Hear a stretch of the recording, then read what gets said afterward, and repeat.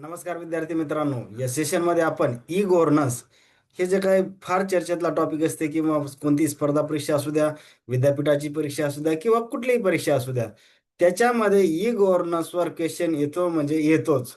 हे त्याच्यामुळे हा टॉपिक एकदम एक्झामच्या दृष्टीनं अत्यंत महत्त्वाचा आहे विद्यार्थी मित्रांनो. तर सर्व विद्यार्थ्यांना माझी रिक्वेस्ट आहे, जर म्हणजे चॅनल आपला आवडत असेल तर लाईक आणि सबस्क्राईब व शेअर करायला विसरू नका. तर त्याच्यामुळे कुठलाही वेळ वाया न घालवता आपण लगेच ई गव्हर्नन्स कन्सेप्टकडे वळूया. तर बघा आता काय ई गव्हर्नन्स म्हणजे काय. तर आता ई गव्हर्नन्स मधला ई जो आहे तो इथं लिहिला मी. ई स्टँड्स फॉर इलेक्ट्रॉनिक्स, म्हणजे ते काय electronics governance. E governance in India refers to the use of ICT. ICT म्हणजे काय, information and communication technology by the government to deliver services, share information and ensure the transparent administrative. E गव्हर्नन्सचा जे काय कशासाठी चालू केले की deliver the services, म्हणजे वेगवेगळ्या सर्व्हिसेस असतील गव्हर्नमेंटच्या, ते इलेक्ट्रॉनिक्स थ्रू प्रोव्हाइड करणे. शेअर द इन्फॉर्मेशन, एखादी इन्फॉर्मेशन असेल तर ती शेअर करणे. आणि इन्शुअर ट्रान्सपॅरंट ॲडमिनिस्ट्रेटिव्ह, म्हणजे काय की पारदर्शक प्रशासन. हे फार महत्वाचा कीवर्ड आहे. या सगळ्या गोष्टीसाठी ई गव्हर्नन्स त्याला आपण असं म्हणू शकतो. आता बघा की हे जे काही ई गव्हर्नन्स कन्सेप्ट आला, त्याचा मेन ऑब्जेक्टिव्ह किंवा काय हेतू काय होते याचे. बेटर सर्व्हिस डिलिव्हरी, नंतर ट्रान्सपरन्सी, भ्रष्टाचार कमी करण्यासाठी सुद्धा महत्वाचा आहे. अकाउंटेबिलिटी. आता बघा, दोन शब्द आपण नेहमी ऐकतो, एक रिस्पॉन्सिबिलिटी आणि अकाउंटेबिलिटी.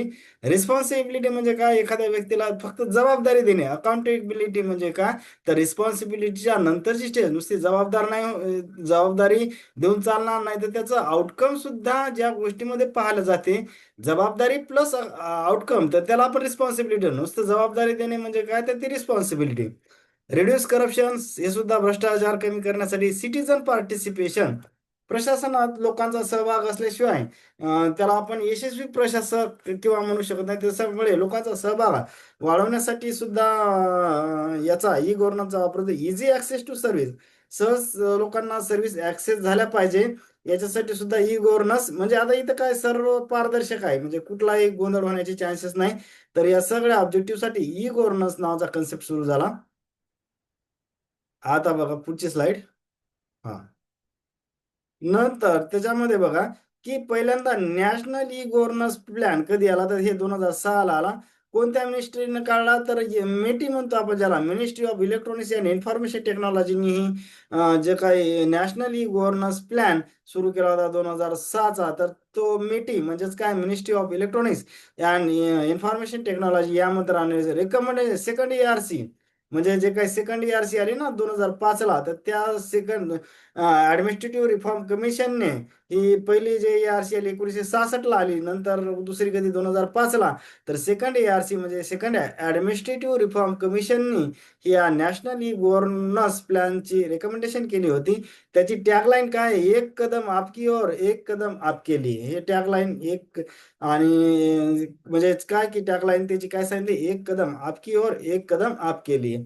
नंतर पर्पज काय आहे याचा, all the government services available to the citizen of India via electronics media, म्हणजे इलेक्ट्रॉनिक्स मीडियाच्या माध्यमाद्वारे गव्हर्नमेंटच्या सर्व सोयी जे काही फॅसिलिटीज असतील किंवा सर्व्हिसेस असतील ते नागरिकांपर्यंत पोहोचणे यासाठी नॅशनल ई गव्हर्नन्स प्लॅन 2006 आला होता.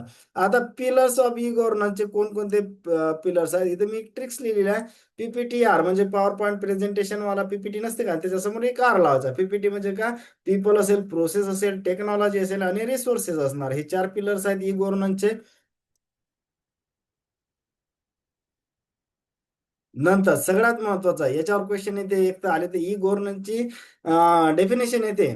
आता ई गव्हर्नन्ससाठी यूज ऑफ आयसीटी कशासाठी, की गव्हर्नमेंटच्या सर्व्हिस देणे, ट्रान्सपरंट ऍडमिनिस्ट्रेटिव्ह करणे किंवा इन्फॉर्मेशन शेअर करणे यासाठी. जे आपण बघितले की यूज ऑफ आयसीटी म्हणजे इन्फॉर्मेशन अँड कम्युनिकेशन टेक्नॉलॉजी, टेक्नॉलॉजीचा यूज या गोष्टीमध्ये. ते ई गव्हर्नन्सची एक डेफिनेशन आपण बघितली, ती डेफिनेशन सुद्धा बऱ्याचदा एक्झाम मध्ये विचारते. आता types of interaction in e governance. आता बघा याच्यामध्ये काय, पहिलं आहे G2G, G2C, G2B आणि G2E. पहिलेच ते government to government, government to citizen, government to business आणि गव्हर्नमेंट टू एम्प्लॉय. आता मी असं ट्रिक्सच्या माध्यमातून असं EBC जे असते का आपली EBC कॅटेगरी वगैरे, तर त्याच्यामुळे. आणि आता गव्हर्नन्स आहे म्हणल्यावर गव्हर्नमेंट येणारच आहे, म्हणजे पहिली काय, गव्हर्नमेंट टू गव्हर्नमेंट.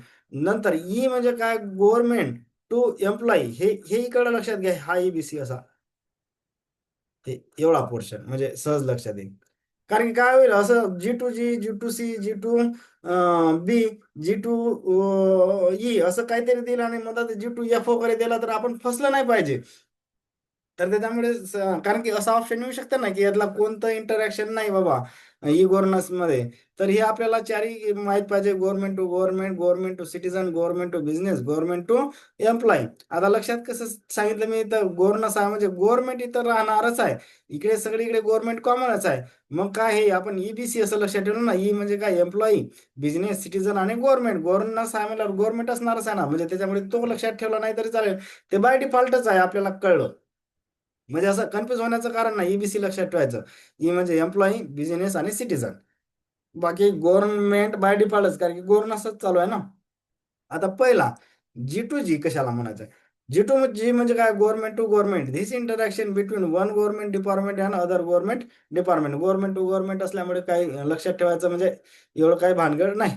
नंतर G2C, government to citizen, interaction between government to citizen to provide the online public services.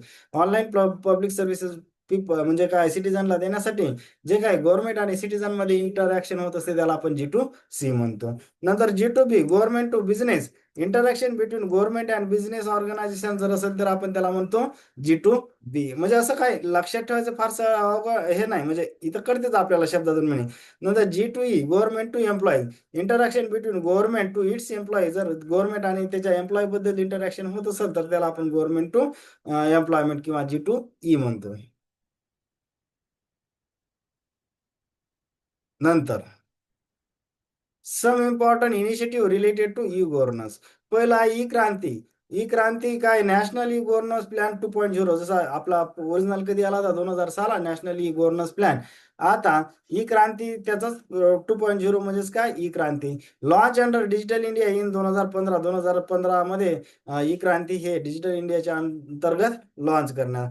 Purpose काय होता की delivering all government services electronic to citizen, म्हणजे सगळ्या गव्हर्नमेंटच्या सेवा ज्या आहेत इलेक्ट्रॉनिक्स मीडियम थ्रू सिटीजनला प्रोव्हाइड करणे, हा ई क्रांतीचा पर्पज होता. नंतर GEM, government E market place. आता बघा, GEM government E market place, हा कधी लॉन्च केलं तर 2016 लॉन्च केलं, हे लक्षात ठेवा, हे फार महत्वाचं आहे. GEM वर बराचदा क्वेश्चन येतो.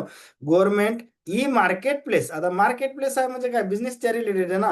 आता बघा, यातली कोणतीही स्कीम आली ना तर आपल्याला त्या कोणत्या 4 कॅटेगरीमध्ये आहे हे लक्षात आलं पाहिजे. लक्षात आलं पाहिजे म्हणजे काय, ती गव्हर्नमेंटचं त्या स्कीमचा काय पर्पज होता हे जर लक्षात आलं तर ते बरोबर आपल्याला समजते की पहिल्या त्या 4 कॅटेगरीमध्ये कुठे डिवाइड झालेली आहे.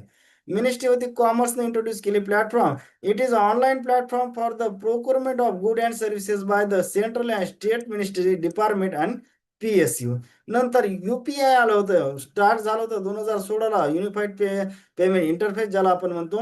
ओनर काय आहे याचा, NPCI म्हणजे national payment corporation of India, ही सेंट्रल गव्हर्नमेंटची एक कंपनी आहे. नंतर पर्पज काय आहे त्याचा, Indian instant payment system and protocol, म्हणजे इन्स्टंट पेमेंट करण्यासाठी UPI आपण जेव्हा पाहतो ना, UPI म्हणजे फोन पे असेल, नंतर GPay असेल, हे सगळे UPIच आहेत.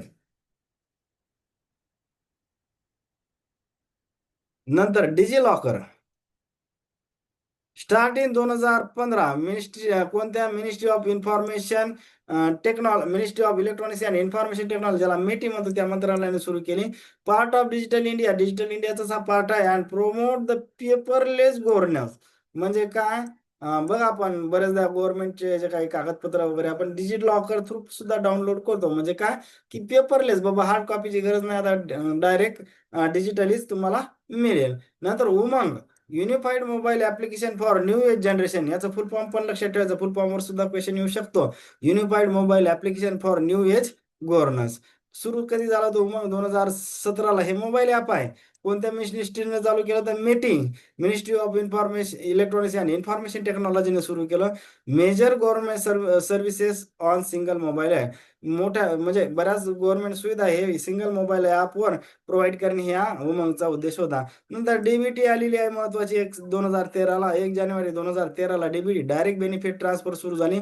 त्याचा पर्पज काय होता, it is hope that crediting subsidy into bank account will reduce the leakage, duplicity and delay and new process will increase the transparency and account. म्हणजे काय झालं की मधातनी जे काही भ्रष्टाचार होता ना, पहिले काय होतं की डायरेक्ट कॅश दिल्यानंतर मधातच लोक गायब करायचे किंवा भ्रष्टाचार व्हायचा. तर त्याच्यासाठी मग ही डीबीटी का आली, की एखादी गव्हर्नमेंटचे जे काही असेल, सबसिडी असेल, स्कॉलरशिप असेल किंवा काही गोष्टी असतील, तर डायरेक्ट बेनिफिट ट्रान्सफर म्हणजे त्या बँकचे त्याच्यामध्ये बँक अकाउंटवरच त्या लाभार्थीच्या ती गोष्ट डायरेक्ट म्हणजे थर्ड पार्टी घेतला, मधातले मीडिएटर आहेत हे रिमूव्ह केले. म्हणजेच काय, इनडायरेक्टली भ्रष्टाचार आणि डिले, टाइम सुद्धा भ्रष्टाचार कमी झाला आणि टाइम सुद्धा कमी, कारण की तिथे जाऊन त्याच्याजवळून जाऊन कॅश घ्या, हे घ्या, 10 हेलपाटेक मारा.